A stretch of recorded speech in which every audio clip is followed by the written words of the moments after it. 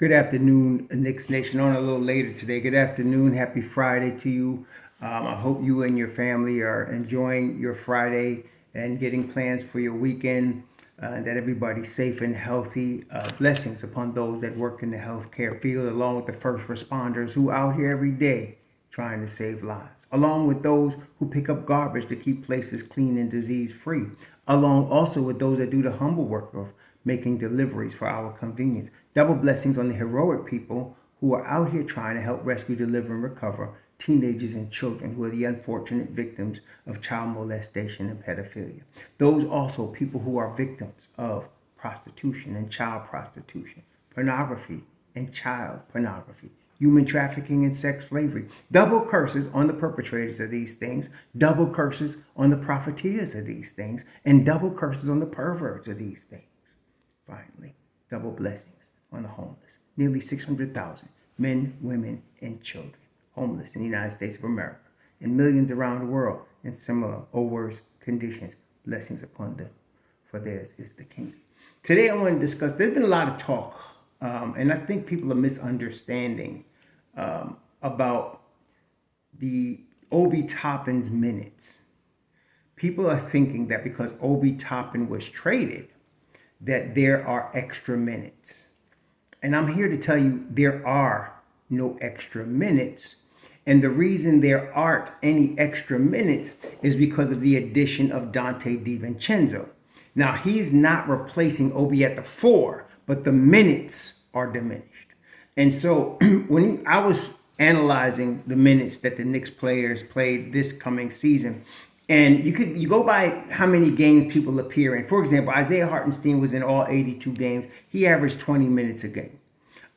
Emmanuel Quickley was in 81 games, and he averaged 29 minutes a game.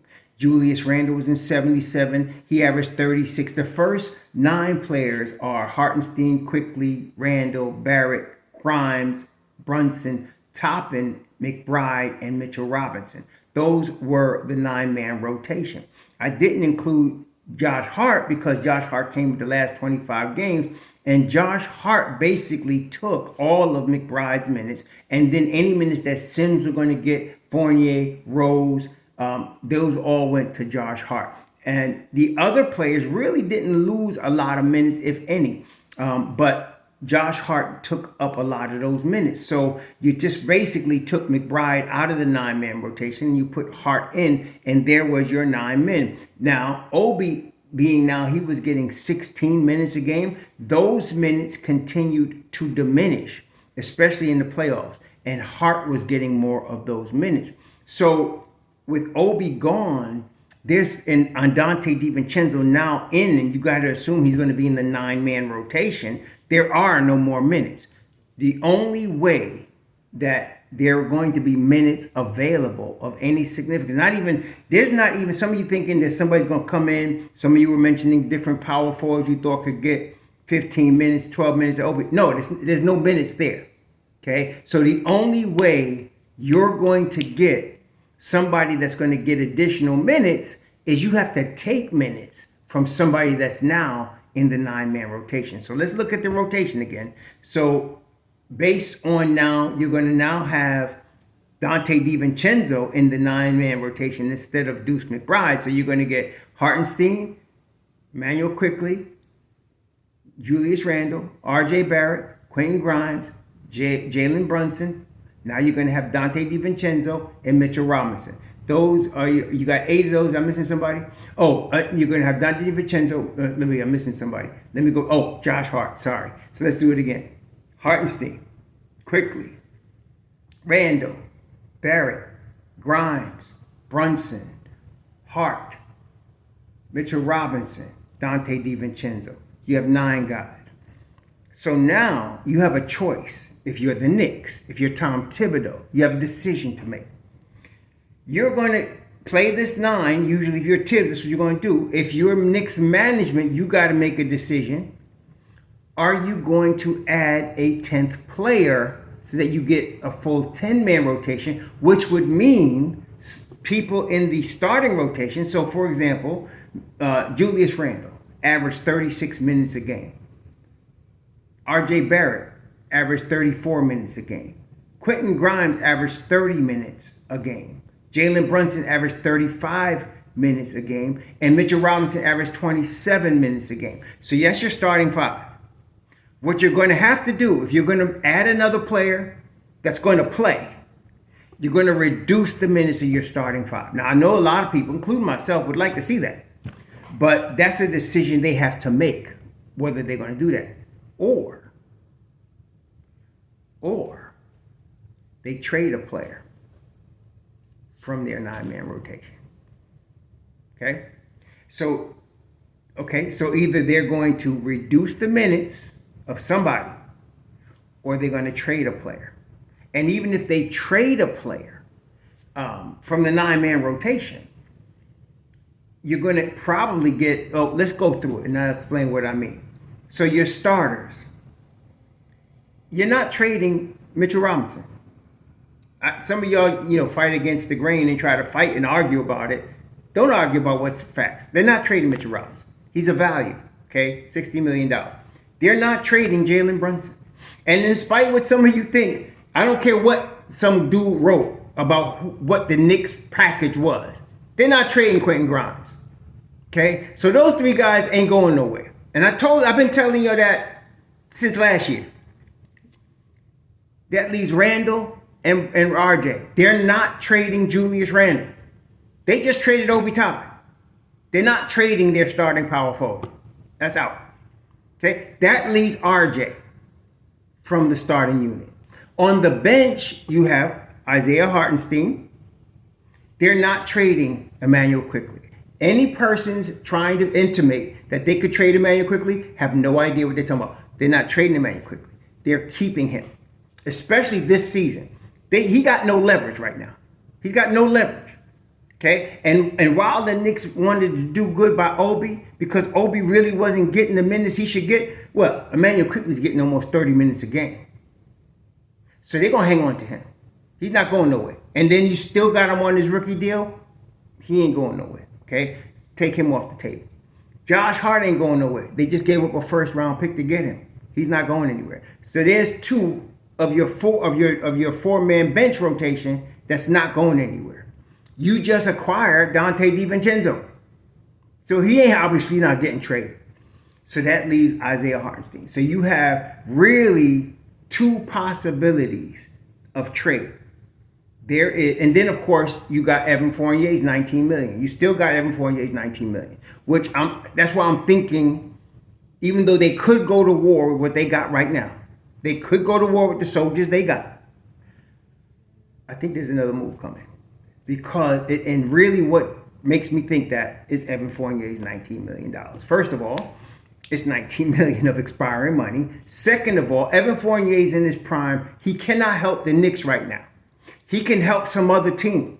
The Knicks can use that salary to facilitate a trade. So that $19 million is going out. You'd rather not deal Hartenstein, because you got a 5 tandem right now between Mitch Rob, Hartenstein, and Sims. You're set. Don't need to mess with what's working. That's working. Okay? So that leaves RJ. And the reason RJ is vulnerable is because of a couple of things. First of all, his salary, $24 million this year. When you add that with Fournier's $19 million, you could get somebody at the wing. Okay? You could. I'm not saying they will, but you could. And somebody asked me, why don't I want to trade RJ? I don't want to trade RJ because the Knicks drafted RJ, because he wanted to be in New York, and because I believe in the future value of RJ Barrett. I believe in the future value of the guy I call Broadway Barrett. I believe in that. Okay? So that's why I don't want to trade him. But when they're moving Fournier, they can move Fournier's contract without trading anybody and just create the $19 million, which they're going to end up using in the future. They're going to use that on Quickley's salary in the future.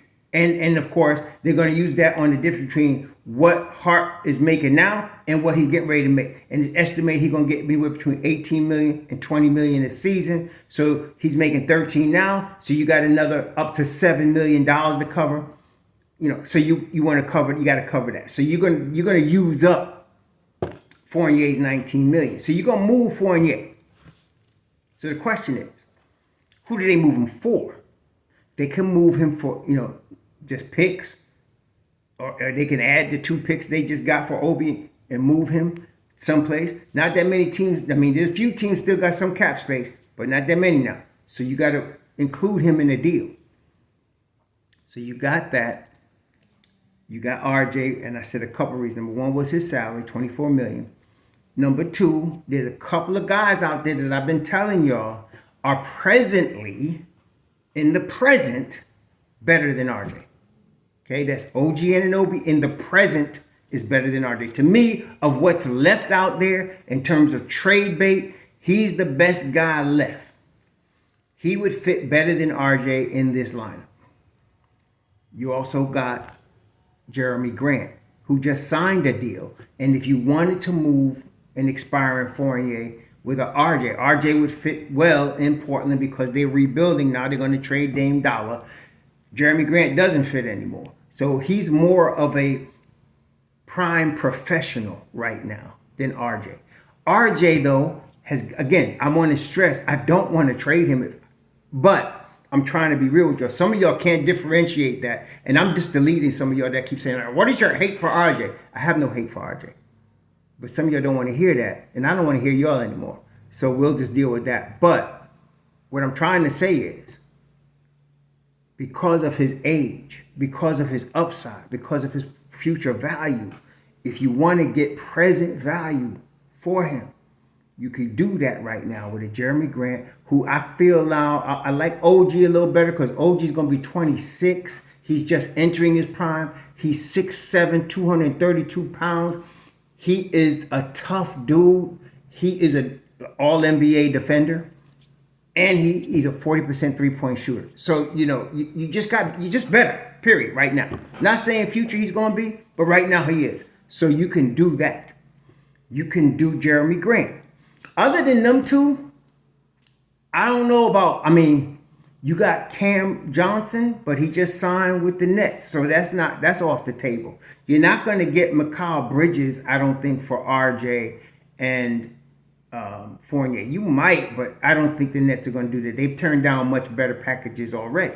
So as far as, what's available and what fits the Knicks in terms of culture, and culture is big. Many of y'all just skip that because you just disrespect your own team. But Bobo doesn't fit. He's not available enough.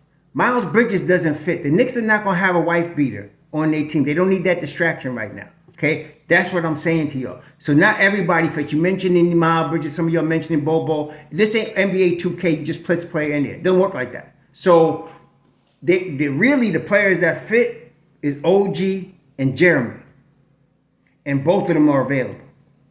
What I've heard so far with sound. See, a lot of people put out a lot of content and a lot of false information just because they big names with big platforms or big writers. I don't believe half of them. Some of these cats, because they get a chance to interview a player in the locker room, think they know something, and they don't. And you could tell if you go back over the last few years with their track record. They don't know what they're talking about. My first default is don't believe them.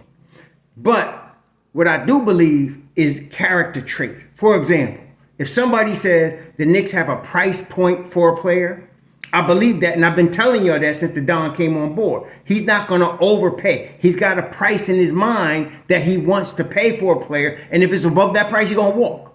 Okay? I don't care if it's Zach LaVine. I don't care if it's OG, if it's Jeremy Grant, whoever. He's got a price point. He will not go above the price point. Okay? And he's not going to hurt the Knicks in trying to get a player, no matter what somebody's writing.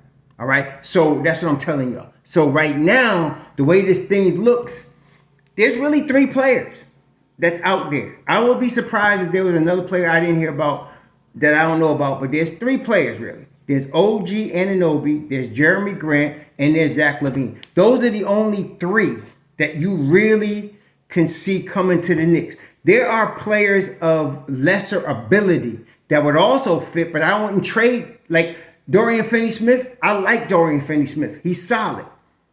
And you could start him at the small foot, but I would not trade RJ Barrett for him.